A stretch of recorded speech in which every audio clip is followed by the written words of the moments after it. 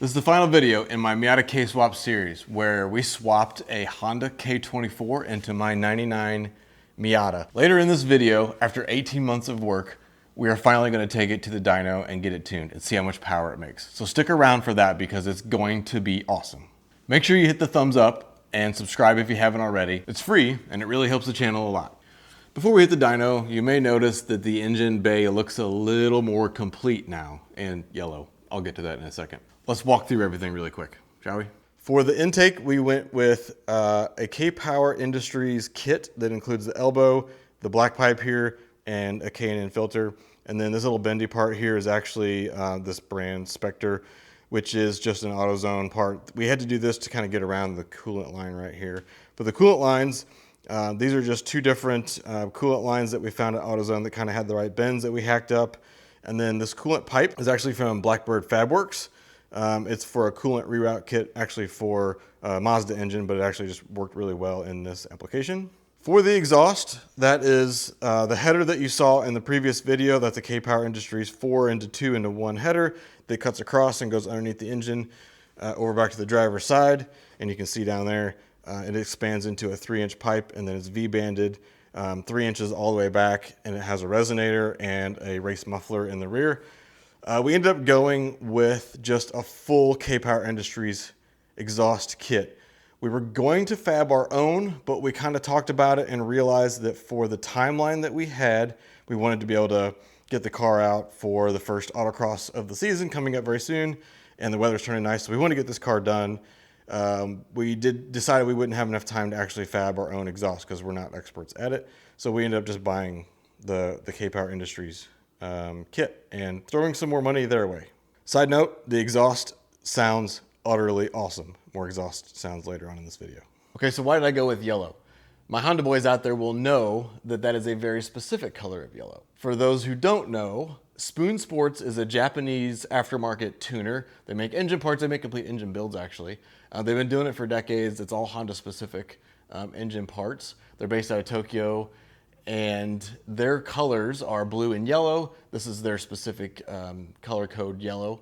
A Spoon Sports, a real spoon valve cover is like $800, and I've already got enough money into this thing. So a buddy of mine from high school actually powder coated this color yellow for me so that we could kind of honor that JDM heritage, if you will. And stick around to the end of the video because this engine bay looks very complete, but I have one more part that I want to add on that I think you'll love, and I think is going to just set this off completely and will look really, really cool. So stick around for that. Okay, I hear you. Let's go to the dyno and see what this thing can actually do. For reference, stock internals, so stock pistons, stock compression, stock cams, everything internal is stock except for the Type S oil pump that'll allow us to kind of go higher RPM. Other than that, internally, this is a stock motor. And then it has some supporting mods, of course, the kpower Industries throttle body and intake, along with the exhaust. So everything should breathe a little better, but internally, this is a bone stock K24. Also for reference, the dyno that we're using it's a hub dyno, it's a Dynapack hub dyno. It's the same dyno I used previously with this car.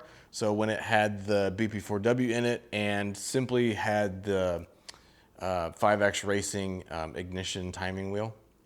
So we were able to advance and retard the ignition a little bit manually to get it tuned that way. And this car did 122 horsepower at the wheel, which doesn't sound like a lot, but that's up about 15 or 20 horsepower or so from factory. And of course, this car is very, very light. So that actually made a little bit of a difference in the little butt dyno.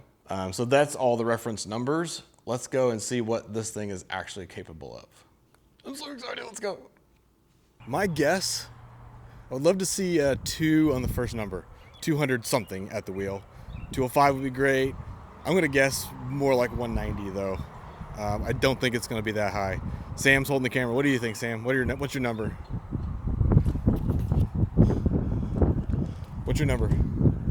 I'm hoping about 200, a little bit over 200. A little over 200. What do you think it's gonna be? I'm saying 190 on the money. What do you think?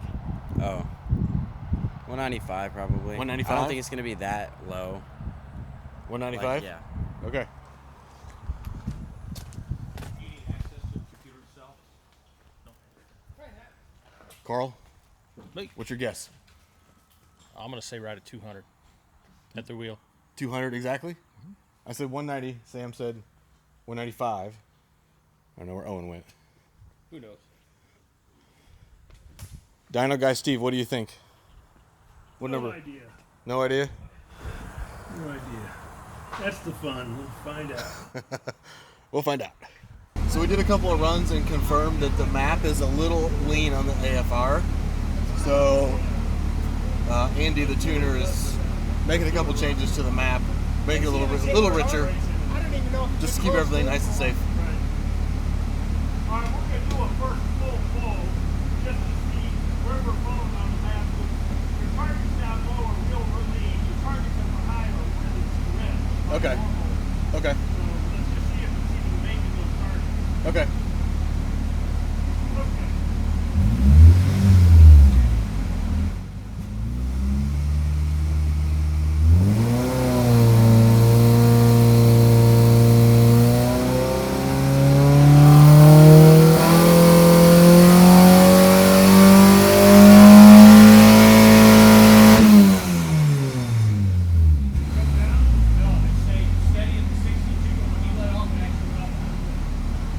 What did it say?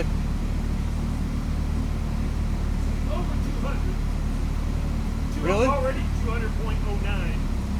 200.09, and we only hit 6,500 RPM. Yeah, we're not all the way there yet. First pull at 6,500. 200.9. 200.9. Exactly 200. At 6,500.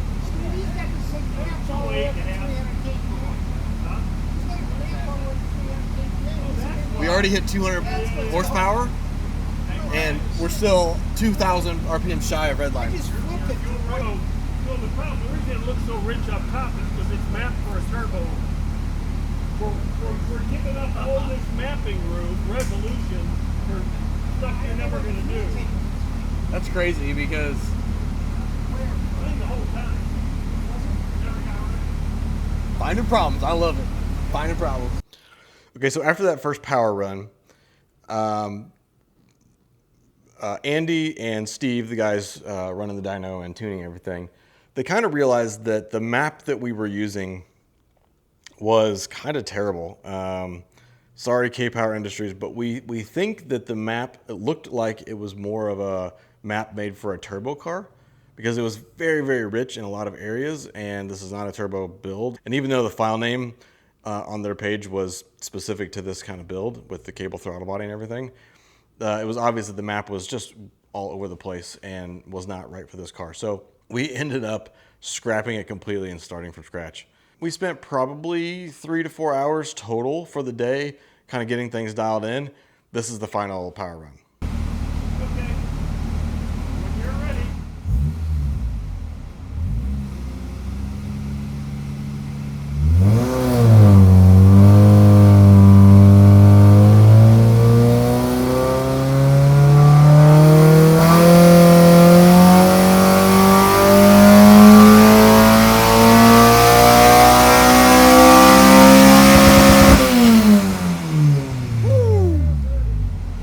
Let's go. It made 122 at the wheel last time. So what's the max? I can't read it. You looked at 215. 215? And then, or no. 215. Let's go. The wheel, right? At the wheel. Yeah, 215 horsepower. We were all blown away. Even the tuner, Andy, was really surprised at the power this made. Again, considering its stock internals. That's really good power for this engine. 215 at the wheel is approximately 250 crank horsepower. From the factory, by the way, in the Acura TSX that this would have came in here in the States, it's rated at 205 horsepower. So we made an additional 45 horsepower just with the bolt-ons alone in the tune. That's an incredible number for this size of a car. It really scoots. We're gonna go out and do some driving here soon. I'm so happy. I'm so pleased. I was hoping for a 2 at the beginning of the number, but I wasn't super optimistic, as you saw.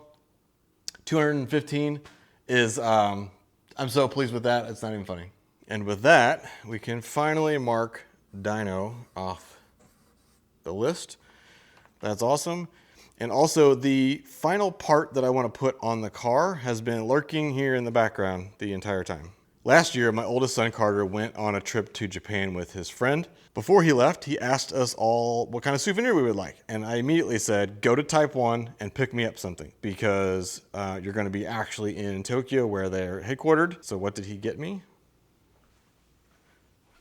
A real, authentic Spoon Sports oil filler cap. You can see the yellow there. So this is a billet piece that will replace the black one there. So let's install it. I'm so excited because I've been waiting for over a year to put this on, and he keeps asking me when you're going to put it on, when you're going to put it on. And Carter, finally, we're here. Let's do it.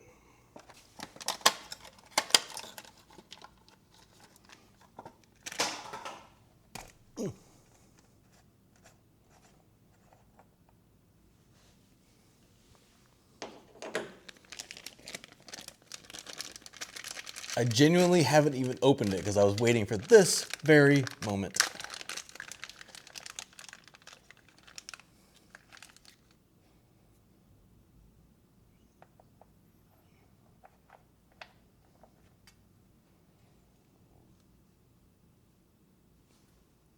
Oh my God, oh my God, oh my God. That looks so good. It also has a little Spoon Sports label here that I'm gonna stick on there. Off camera, of course, because I don't want to mess it up on camera. Damn, that looks good.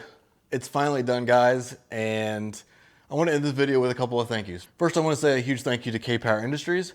They didn't sponsor this build or anything like that. I paid for everything myself, but the craftsmanship and the overall support, when you call the support line and email them and stuff like that, has been nothing but phenomenal. Great parts, great people. Can't recommend them enough for this kind of swap. Also, the wiring harness was like excellent and easy to install and spot on. Of course, a big thank you to the wife. This is a big financial commitment, but it enables me to spend a lot of time with and teach my son Sam, you've seen a lot of videos, and my nephew Owen and my brother-in-law Carl. So thanks, dear, for the support there. Also, huge thank you to Sam, Owen, and Carl. They were a huge part of this build. You've seen them throughout the whole entire video series, and they had a blast, and you could tell at the dyno and during the tuning, they were super into it because we all wanted to see this car do well, but also just the tuning process was fantastic. So thank you also to Andy and Steve for the dyno time. You guys are incredible, and I always love spending time over with those guys. Lastly, of course, thank you to you for watching everything that we've done so far. This video series has been awesome and a long time in the making, and I'm just going to end it with some audio. We're going to go out and go for a drive. I need to do some logging for this anyway for my tuner, so we're going to go do some logging and record some audio so you guys can hear just how good this thing sounds. It sounds phenomenal. Don't forget to subscribe. More coming very soon. We've got all kinds of stuff planned for the rest of this year, so see you on the next one.